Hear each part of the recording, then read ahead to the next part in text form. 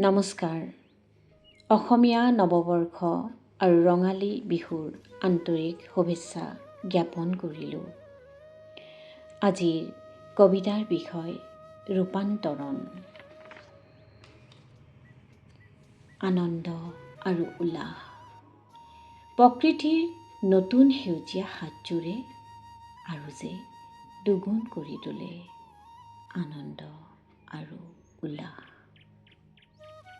কুলি কেতেকীয়ে নতুন সুৰত মতলীয়া হৈ পৰে। কিয় এই আকুলতা উৎকণ্ঠা? নতুনে কঢ়িয়াই অনা নতুন বতৰাই সৃষ্টিৰ বীজ ৰোপণ কৰে। আশাৰ দুৱাৰদলিত হৃদয়ত যেন বিজুলী বাতি জ্বলি উঠে। কিন্তু পুৰণি যে তেতিয়া নীৰৱে চকুলো টোকে। এয়াই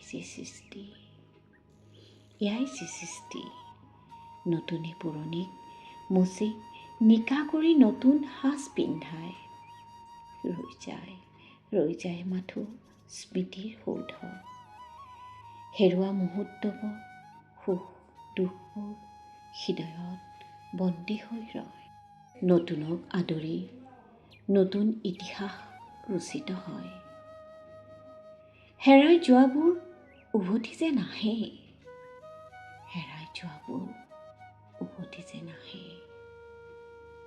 নতুনৰ আঁচনিয়ে জীৱনৰ বাট মোকলায়। সুখ শান্তি সমৃদ্ধিৰে জীপাল কৰি তোলে মনটো। শব্দ সুৰত যেন বাজি উঠে আশাৰ তাৰবোৰ। সঁচাকেই প্ৰকৃতিৰ বিনন্দীয়া ৰূপে এক যেন নৱজাতকৰ আগমনৰ আগজাননীহে বিলাই ফুৰে। ধন্য সৃষ্টি, ধন্য তোমাৰ বিচিত্ৰ লীলা, ধন্য।